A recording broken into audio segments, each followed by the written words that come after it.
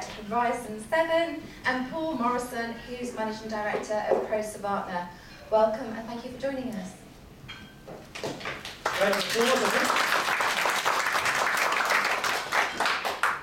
Lovely. When I came today, I thought what we were going to do was we would sit here, we'd have a nice little conversation about agile sourcing. I'd forgotten what it was like to work with Kerry. It's fantastic because she will then say, no, let's not do that. Let's make sure that we get everybody involved so we can have a bit of a conversation up here. But the most important thing is that I'm going to try and get, maybe not everyone, you know, somebody's sitting there thinking, oh, I know nothing about modern sourcing, but we'll see if we can get lots of people to pitch in. So thank you very much, Danny. That was fantastic. It's great to be able to get a starting point, I think. And what I was always taught when I was going through all my academic stuff was that you need to try and find a number of different sources to validate any of the ideas that people have. So David, I think we would consider to be a pretty decent source, do you think? You look at him and you think, oh, he seems as though he's been around the block. He's done a bit. So, and in fact, he's got so much experience in the world of procurement. I'm really lucky that I've got on the panel Melanie Humphries, who, you've done a bit as well, haven't you? Yeah, you've done a bit. So Melanie's background is very much on the supply side, I think I'm right in saying. Having spent a long time, let's say. It's a long time. With supply companies, particularly on the commercial side. Yeah. So we've got that particular sort of view from that side of the sourcing arrangement. And then Paul Morrison.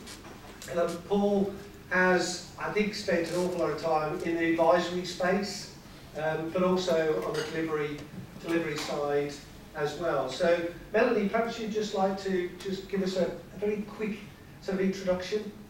Yeah, so I'm the MD of Horizon 7, we've been here for a couple of years, and we specialise in agile sourcing, but I guess my journey to that point was one of extreme frustration on the supplier side of the technology world, where I'd sit there trying to have conversations with clients and law firms and advisors and consultants about SaaS services, cloud services, and I'd sit in an RFP process that took 2 years and obviously often didn't come to a conclusion, or I was handed a contract that wasn't fit for purpose, and I was sitting there so frustrated. So I ended up being a supplier in an agile sourcing process that Horizon 7 was running, and I just decided I need to flip and be part of a change in the industry.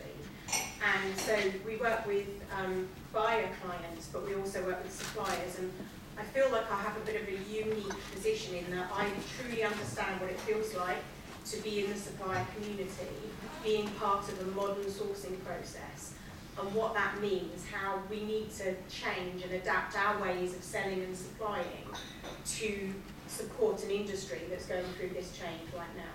So hopefully that helps. Yeah, great, thank you very much. It sounds to me as though it's a road to Damascus type of experience.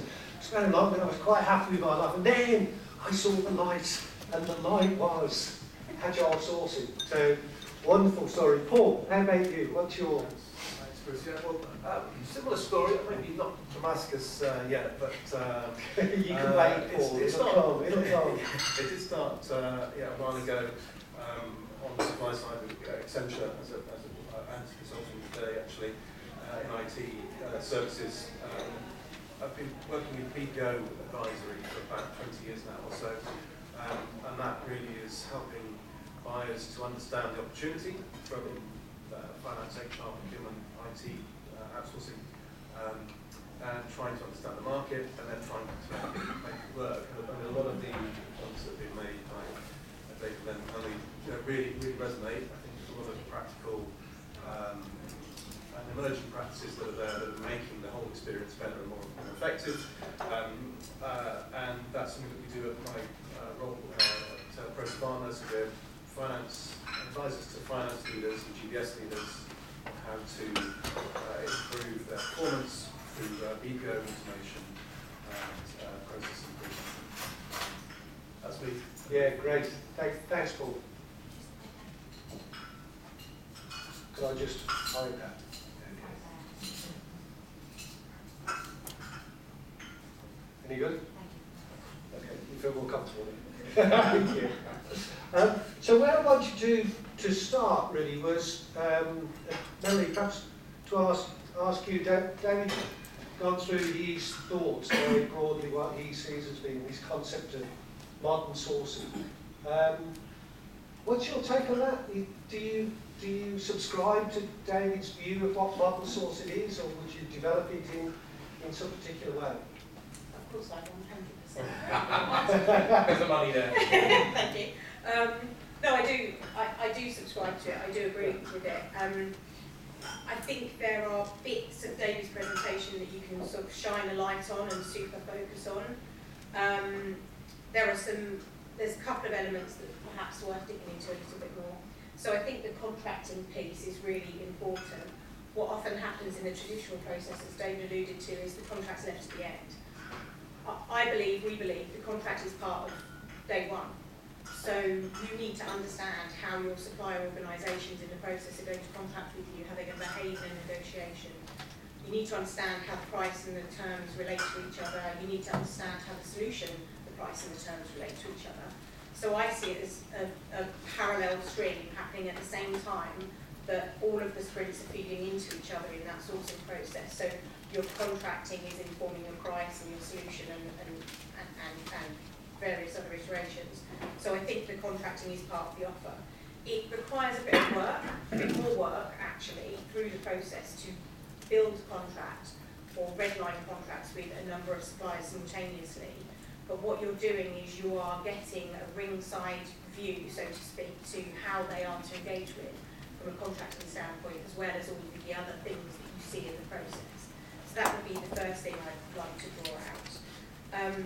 I think the second thing is, I've worked on agile sourcing processes that can take 6 weeks, and I've worked on ones that can take the longer end of the spectrum. I think a lot of that is informed by what you're buying and the buyer organisation. So sort of small agile organisations that can make decisions quickly, you can do it really, really quickly. Big organisations can run sourcing processes like this, but often the rest of their company can't operate as quickly as the sourcing process needs them to be.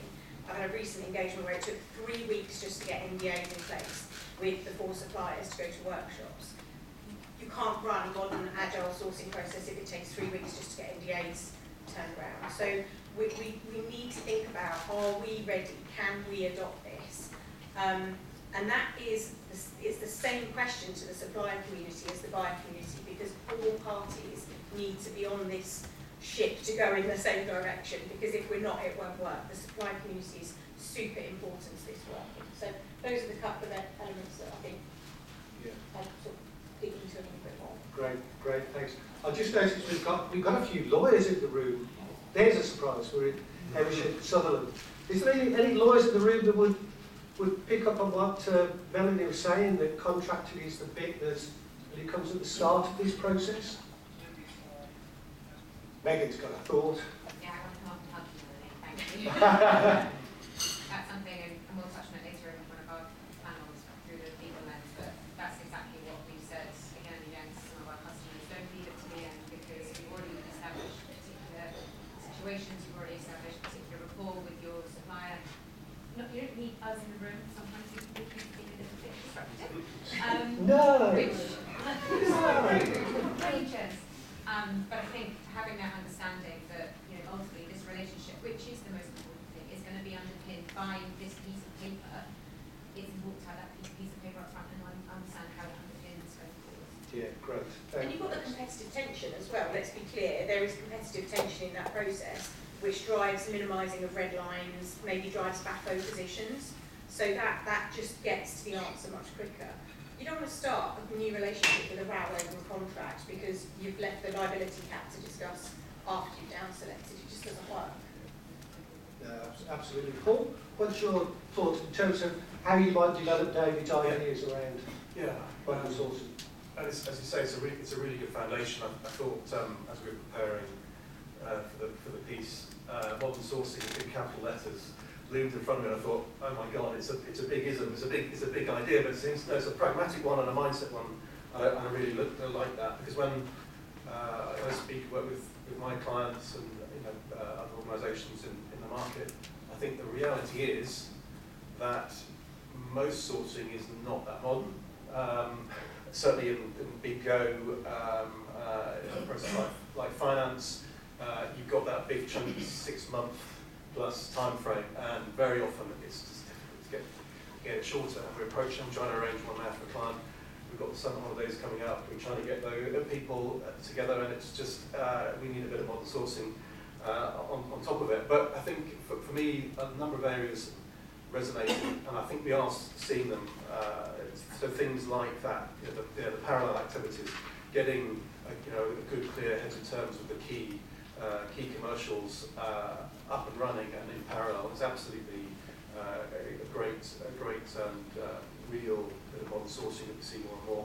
I think on the supplier collaboration, that's maybe the biggest part for me in terms of the change. So in the last 10 years, the classic cliche of partner working with the supplier is increasingly true, but still difficult. But building in what we see is building in the opportunity to collaborate with a supplier or suppliers during that RFP process is absolutely best practice and completely different to the old school RFP where the supplier got the spec, they responded, there's no interaction, there's no cross-fertilisation. So for us, at the very, very minimum, get a good, solid investment of the client's time before the response is issued, so that they can inform and get feedback, pre-feedback from the client, and then also once the bid's on the table, another 2 major collaboration windows I think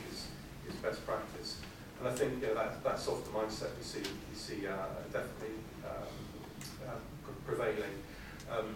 So the final thought on Sharp is maybe the critical path in a lot of the thinking, particularly focused on the contracting stage, but with long tails before and after that, is what is the solution going to be? So what are we actually going to, what do we really need, what's it going to look like, what's going to work well, what's going to add value?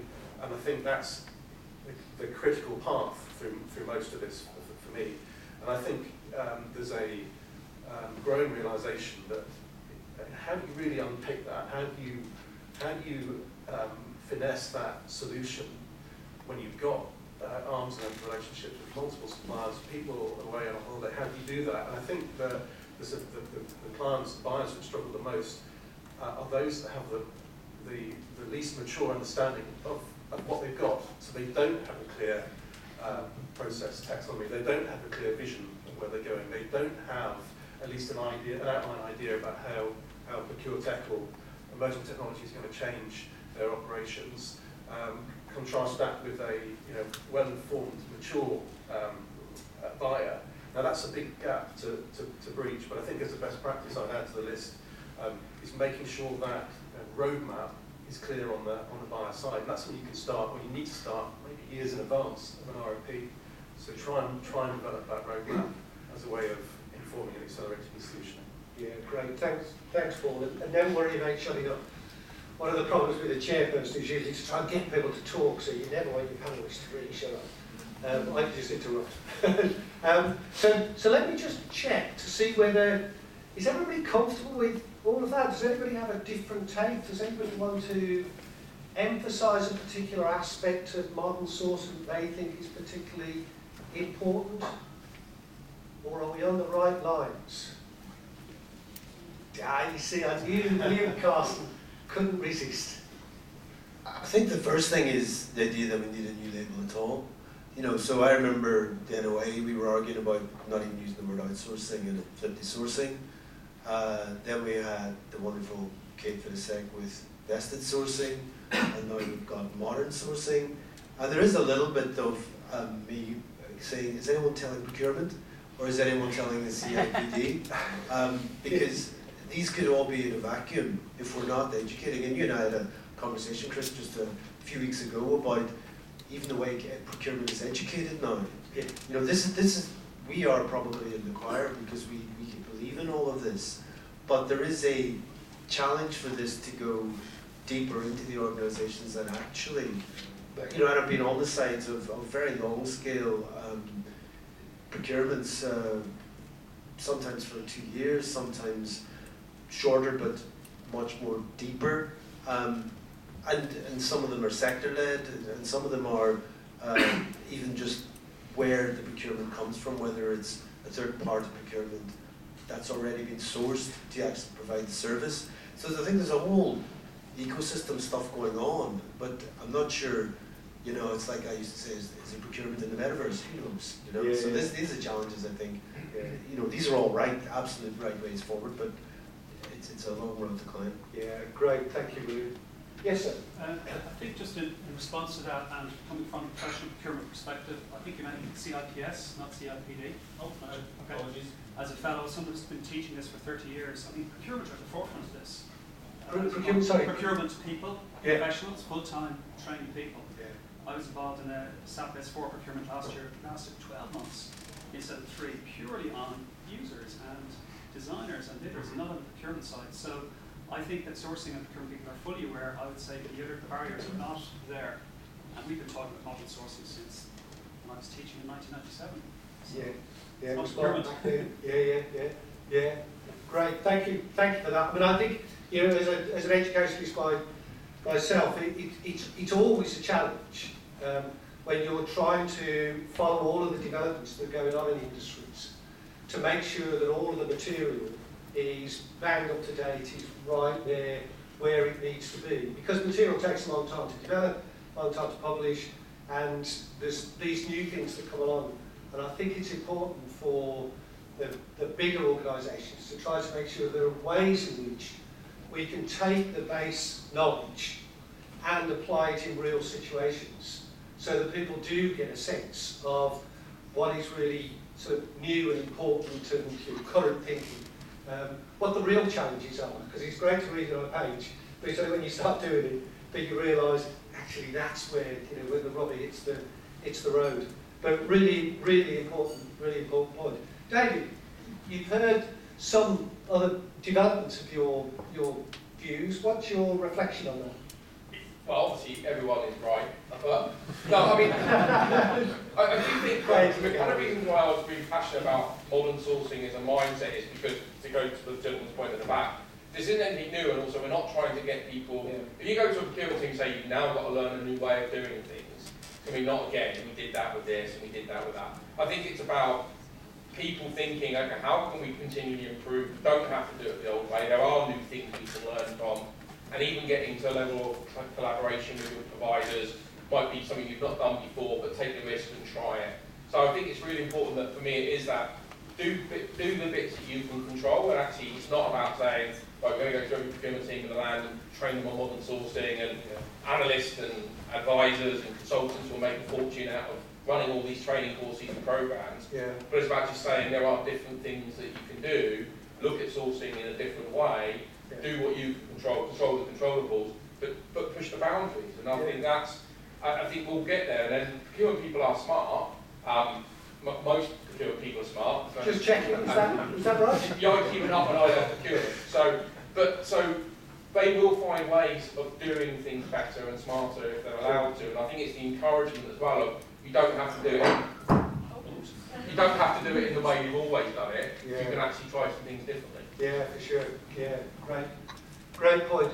Let me just move the conversation on to really try to understand, if we choose to explore what we're calling modern sourcing, what difference is it going to make? So David, again, you had some thoughts around what the difference might be, but Melanie, what's your experience of what differences we can make using these approaches? What, to the outcomes, or just differences in how we operate through the process? You can choose how you answer it. Alright, well I'm going to answer in a slightly different way then, because I ran 3 BPO workshops with 3 different suppliers yesterday for a client, and some of this is really fresh in my mind, so it reminded me of the fact that it's about our ability to adopt and change and adapt. And I think modern sourcing, and I'm going to look through a supplier lens right now, you know, it requires, you're almost on stage the entire time. You're not hiding behind a couple of presentations and an RFP submission. Every transaction, every interaction you have with the buyer client is part of the experience and is creating a sense and a feel. So the NDA interactions, the emails, how you show up as a team. This sort of approach requires more of your organisation to be on show to the world. So these workshops yesterday had Chief Procurement Officer, Chief People Officer, technical people, sales people, all parts of the business, and often those parts of the business aren't on show. So it's really important that anyone involved in this process understands their role to play. Everybody has a role to play. Everyone is part of the solution. So what doesn't work very well is when the teams don't act as a team, they don't show up as one, they're not well briefed, they don't understand what they're doing there. One of the suppliers, there was a lot of tension in the room. Well, the client felt that, I felt that, and I thought, well, gosh, what are they going to be like to work with if they don't even work very well together? So I think it's this concept of your whole organisation as a supplier, and actually as suppliers too, but the whole organisation is on show and part of the evaluation. And you're assessing on the culture, the relationship. It's no longer just price or your liability cap or how great your SaaS solution is. It's your culture. And that is what is being assessed in all of those interactions. And you know, most processes will evaluate you on that as well.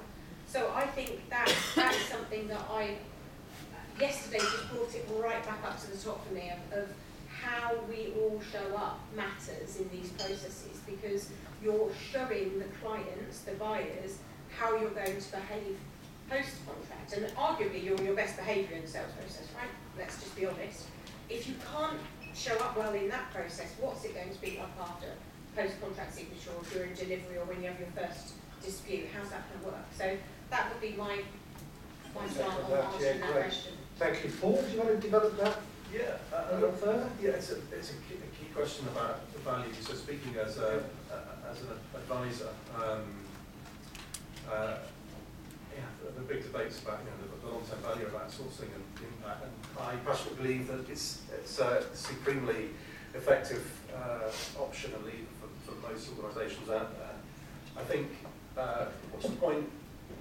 Accelerating the procurement process itself is not a big ticket in terms of the big scheme of the potential of a sourcing.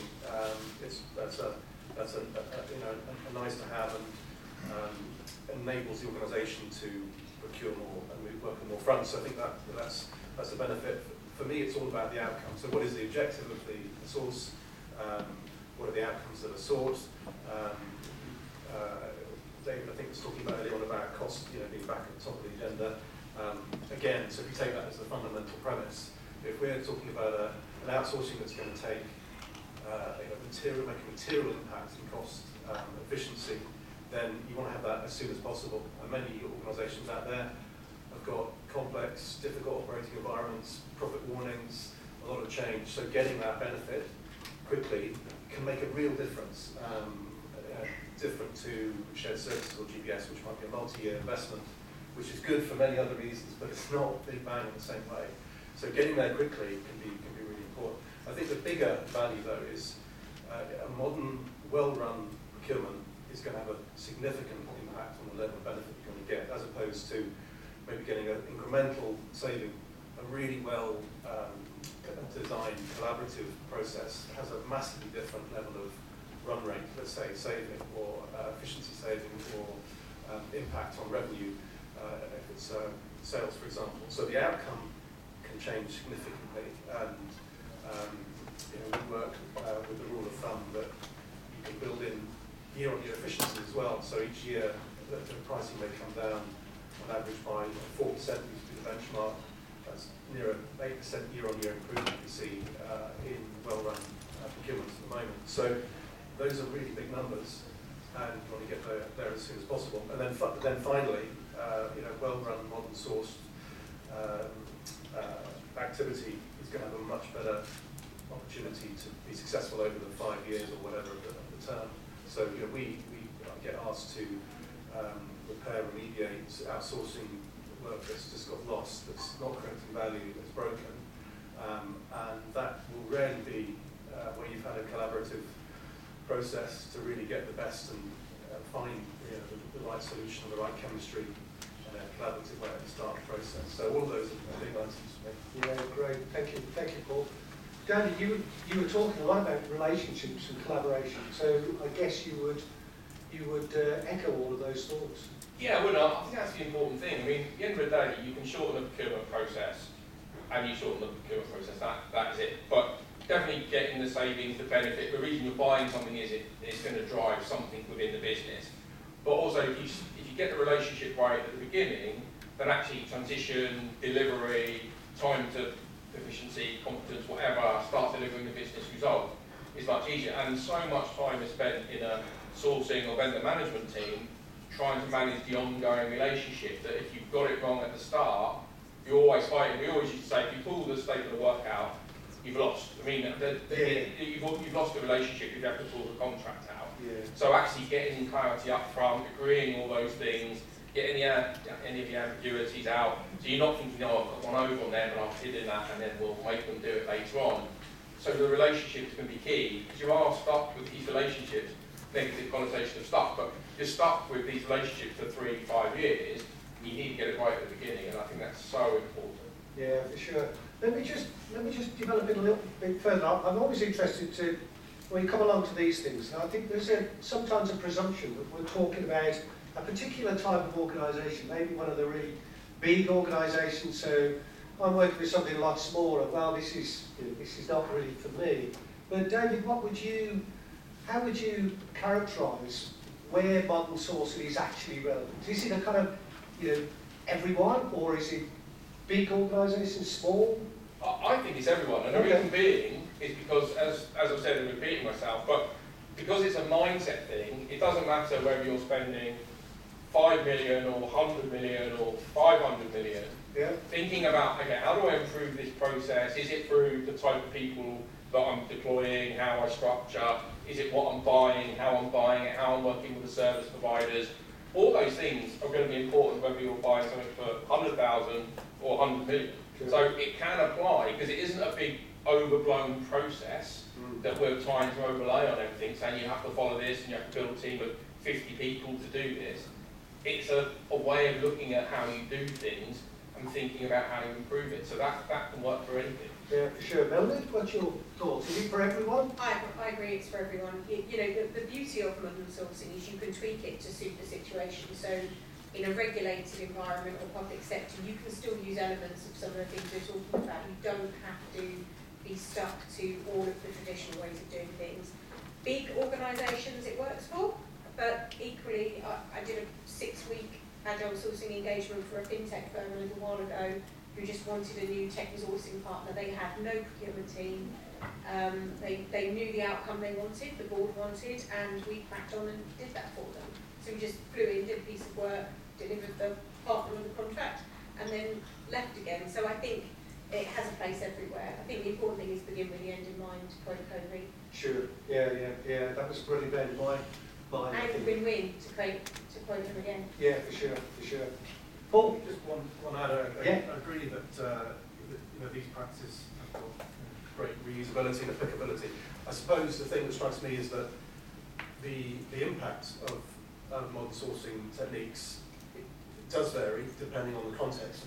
I think everything we talk about up here and in the sessions is very context specific. Not all sourcing is the same. So I'm thinking one of the goals of modern sourcing might be more outcome-based thinking, more outcome-based impact, which is great. But if the process I'm working on is a narrowly defined part of, I don't know, payroll transactions or cash collection that's woven into a wider client process, then it's very difficult to impact outcomes. So what I'm saying is that depending on the nature of the work, depending on the industry, depending on the duration of the vision, so I think maybe a longer term engagement is better for investing in collaboration, thinking about transformation, about making exciting new stuff happen, whereas if it's a short-term, more transactional piece of sourcing, then it's going to be less ambitious, I think. So all of these things frame the potential of what modern sourcing can do. And I think the final point to note is, again, driven by the work you're talking about, there's always a technology layer that is important, and that's going to frame what can be done. It's going to frame the roadmap for the next few years. So if I'm working in accounts payable and we're going to make a move to S4 in the next few years, that's going to determine some of the investments that are going to be possible and the functionality that's on the table. And that's doesn't close everything down, but these are parameters. Let me just ask everybody to give some thought to these questions. So, if you had to look at your organisation and listen to what we've been talking about here in terms of what counts as modern sourcing, then who in this room sees that their organisation is doing an awful lot of this stuff? This is part of the approach that he's taking. Put you're a prominent hand, or you're not prominent hand, whichever you feel you want to put up. Who would say that in your organisations there's a lot of this that's being done? Okay, so I would have said that that's probably about 10%, no more than that of the room. Who in the room thinks their organisation is doing a bit? Towing the water, doing a bit of that? Who thinks that we're doing all of this stuff? Which means that there's a whole load of it that says, well, I don't know, is that true? Yeah, a lot of people that are just not sure. Okay, so let's just move things on just a little bit more to think about what the challenges might be. So there's a lot in the audience that perhaps need to go on a journey to start adopting these types of approaches. So what are the challenges that we're faced with? Paul, let's start with you. What sort of things do you think we've got to overcome here? I think we touched on a few of them already. I mean, I think real life is the challenge. It can get in the way of some of the more sort of forward-thinking activities. I mean, if I think about some of the BPOs I'm advising on at the moment, there's always a challenge of bandwidth, getting people aligned for this. To be honest, I don't see procurement as the bottleneck. It's almost always as the gentleman's comment, it's almost always the business's availability to help define what it is they want. And so, the most detailed parts of any contract would be around the scope of work and the process definition, and very often that doesn't exist. So, getting that ready is a massive challenge. I'd start with that as a starting point. Yeah, David, what's your thought? Yeah, just one point on that. I mean, I think that I would hate the fact that anyone walks away and starts talking to the business about we're doing modern sourcing now, because actually I think that turns the business off and go, oh, here we go again. This is another flavour of the month. And actually talking about we've got a better way of doing this and we'll get results for you better, we'll get the business involved more than saying we've got a brand new way of modern sourcing. Yeah. But the one challenge I think I've got real world experience of is it is about getting people thinking about looking at the requirements differently. So real world example, we touched on impact sourcing, but when I was trying to buy some impact source call centre agents about 4 years ago, we couldn't get there because our requirements said they had to have 2 years of customer service experience. Well, you're not going to get 2 years of customer service experience if they're impact source workers. So we had to change the business mindset to say, but why do we need that? Well, we've always needed that. So the biggest challenge is getting people to think differently, and that's why, again, I just think it's really important that we talk about we've got different ways of doing it, but we're not going to label it, because labelling it just makes it seem like another procurement initiative that is going to fall on deaf ears. Yeah. Melanie? I think there's already been some good answers to this question, but I think it's preparation. So on the client side, it's really important to know what outcomes you're looking for. So, is there a business case? What are the outcomes? What is actually required here? I know it sounds really, really simple, but often those things aren't necessarily agreed upon across the different parts of a business. So the preparation around that, investing time and effort to make sure everyone's on the same page about the outcomes they want, and preparation on the supplier side as well. So, okay, great, we're going to be engaged in this process now. What do we need to do to be able to show up professionally and give ourselves the best chance of winning? We might have a 25% or 33%, depending on the number of suppliers in the process, win chance. You've got 0 win chance if you've done no preparation, you don't show up well for those sessions. So for me, it's all about preparation, because condensing the timelines, we do eliminate a lot of waste by doing that, which is great.